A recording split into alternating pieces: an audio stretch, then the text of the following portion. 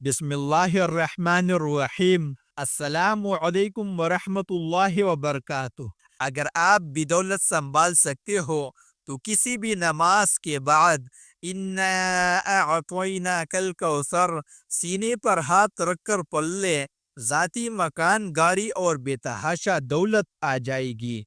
मुहतरम नाज़रीन कराम, आज का कीमती वजीफा मैं आपको बताने जा रहा हूँ। ये एक खास अमल है जो मैं आपके साथ शेयर कर रहा हूँ। इस वजीफे की इतनी बरकत है कि आपकी बिगड़े तमाम काम देखती ही देखते संवर जाएगी। अगर तो आपका दौलत का मसला है, लड़ाई झगड़े का मसला है, घर में गुर्बत व मुफलिसी है, तंगदस्ती या मुहताजी है, घर में लड़ाई झगड़े बहुत ज्यादा रखते हैं, अगर कोई बात नहीं मानता, अगर कारोबार बिल्कुल भी नहीं है या कारोबार तो है लेकिन उसमें बरकत नहीं है या मुनाफा नहीं है या कारोबार ठीक तरह से चल नहीं रहा, बस ये एक वजीफा करने से इंशाअल्लाह जो मोजज़ात होगी फिर आप देखते ही रह जाएंगे। और काफ़ी लोग तो ऐसी भी है जो मुख्तलिफ वजीफे कर कर के थक गए हैं लेकिन उनको कामयाबियां नहीं मिलती, उनके रास्ते में उसी तरह की रुकावटें हैं,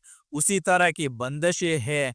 तो उनके लिए भी ये अमल है, आप भी इसको कर ले तो इंशाअल्लाह अल्लाह पाक ऐसा फज़्ल करम फरमाएंगे, अल्लाह पाक ऐसा गैबी मोजज़ा फरमाएंगे कि आपकी तमाम मुश्किलात, तमाम परेशानियां ख़त्म हो जाएगी। आप आज के दिन ये ख़ास वजीफ़ा कीजिए। इस सूरत को पढ़ने वाला आज तक कभी किसी हाजत से महरूम नहीं रहा।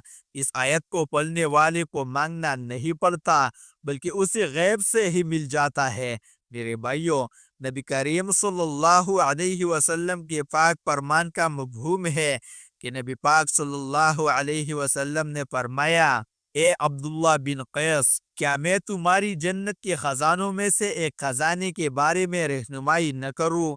मैंने कहा, क्यों नहीं ए अल्लाह के रसूल।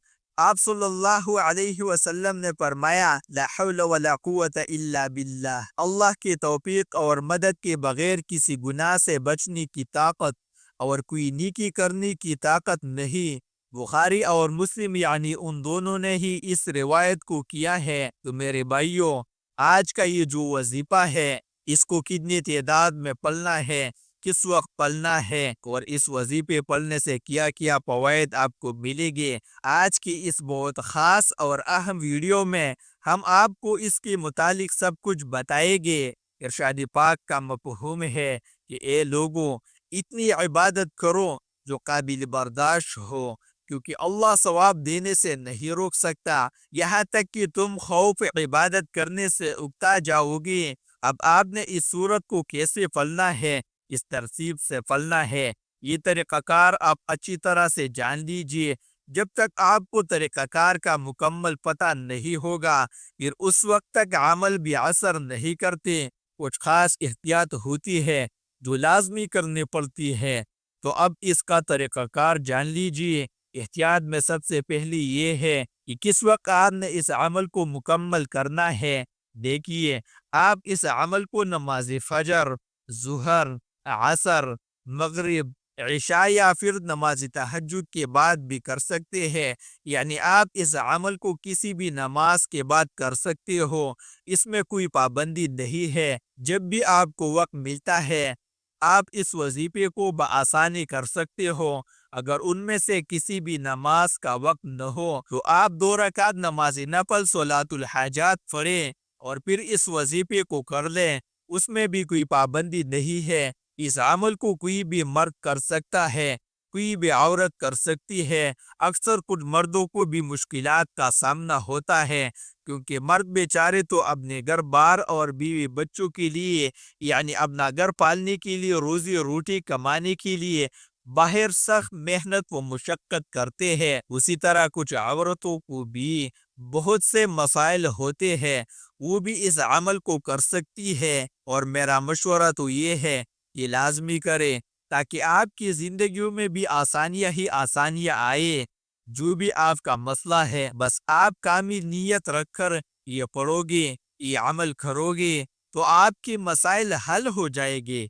انشاءاللہ اس وظیفے کی برکت سے اللہ پاک کی خصوصی رحم و شفقت ہوگی۔ عورت اس کو خاص ایام میں بھی کر سکتی ہے، اس میں بھی کوئی پابندی نہیں ہے، صرف وہ نماز کے اور کسی جائے نماز کے بغیر ہی عمل کرے گی۔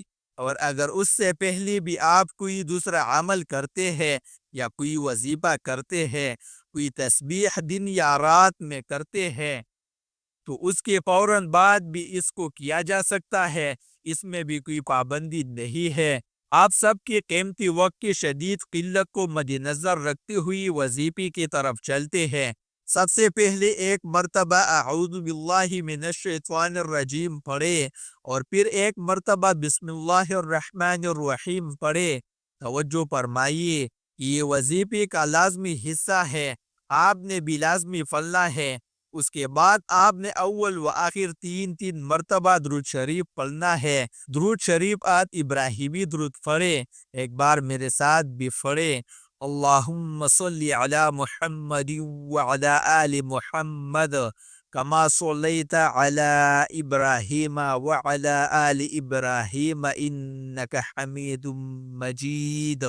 اللہم بارک علی محمد وعلی آل محمد کما بارکت علی ابراہیم وعلی آل ابراہیم انک حمید مجید۔ یہ درود پاک آپ نے اول و آخر تین بار پڑھنا ہے، اور اگر کسی میری بہن بھائی کے پاس وقت تھوڑا ہو تو وہ پھر کوئی سا بھی درود پڑھ سکتا ہے جو اس کو آسانی سے آتا ہے، اور اگر کوئی بھی دوسرا نہیں آتا تو اتنا بھی کہہ سکتا ہے صلی اللہ علیہ وسلم۔ اس کے بعد آپ نے یہ سورت اِنَّا أَعْطَيْنَاكَ الْكَوْثَرَ پڑھنی ہے۔ قرآن پاک کی اس سورت کو ہم سورہ کوثر کے نام سے بھی بخوبی جانتے ہیں۔ اس سورت کو آپ نے کب پڑھنا ہے اور کیسے پڑھنی ہے، کتنی بار پڑھنی ہے، سب طریقہ بتاؤں گا انشاءاللہ۔ ناظرین، جب آپ اس وظیفے کو کریں گے تو اللہ تعالیٰ کے فضل و کمال سے سب پریشانیاں آپ کے اوپر سے دور ہوتی چلی جائے گی۔ اللہ پاک کی صورت میں یہ آگاہ بھی کر رہے ہیں کہ تم غمگین اور اداس نہ ہو، کیونکہ ہر مصیبت کے بعد آسانی چھپی ہوتی ہے۔ لہٰذا اگر کوئی اللہ تعالیٰ کے کامل اور سچے و پکی دین اسلام پر ایمان رکھتا ہے، اللہ تعالیٰ کے وعدوں پر کامل بھروسہ رکھتا ہے، اور اللہ تعالیٰ کے کلام اور اس کے پیارے رسول حضرت محمد مصطفیٰ صلی اللہ علیہ وسلم کی پیاری اور سچی تعلقات پر مکمل یقین و ایمان رکھتا ہے، تو انشاءاللہ وہ مصیبت کے بعد آسانی ضرور دیکھے گا، اور اس کی زندگی میں تنگی کے بعد خوشحالی ضرور آئے گی۔ آپ نے اس سورت کو 33 بار سینے پر دائیں جانب ہاتھ رکھ کر پڑھنا ہے، اچھی طرح پڑھنا ہے، دھیان سے پڑھنا ہے، اور جب آپ اس کو پڑھیں گے تو آپ کے ذہن میں صرف آپ کا مقصد ہو، جو بھی آپ کے لیے مشکلات بنی ہوئی ہے یا جو بھی آپ کے حاجتیں ہو، آپ یقیناً اسی نیت سے ہی کریں گے تو انشاءاللہ آپ کے تمام مسائل جلد ہی دور ہو جائے گے۔ جب آپ 33 مرتبہ سورہ کوثر پڑھ لیں تو پھر آپ نے وہی بیٹھے بیٹھے یعنی اسی جگہ سینے پر ہاتھ بھی ہو اور اسی جگہ بیٹھی بھی ہو، لا حول ولا قوت الا باللہ العلی العظیم، لا حول ولا قوت الا باللہ العلی العظیم، لا حول ولا قوت الا باللہ العلی العظیم، صرف 3 بار پڑھنا ہے تو انشاءاللہ میں پوری یقین کامل سے کہتا ہوں کہ اس کو ہر مسلمان بخوبی جانتا بھی ہے اور سمجھتا بھی ہے۔ لا حول ولا قوت الا باللہ کا مطلب حضرت عبداللہ بن مسعود رضی اللہ تعالی عنہ فرماتے ہیں، مفہوم ہے کہ لا حول ولا قوت الا باللہ۔ وہ ایک مرتبہ میں نے رسول اللہ صلی اللہ علیہ وسلم کے سامنے پڑھا تو آپ صلی اللہ علیہ وسلم نے فرمایا کہ اس کا مطلب جانتے ہو کیا ہے؟ میں نے عرض کیا، اللہ اور اس کے رسول صلی اللہ علیہ وسلم ہی بہتر اور خوب جانتے ہیں۔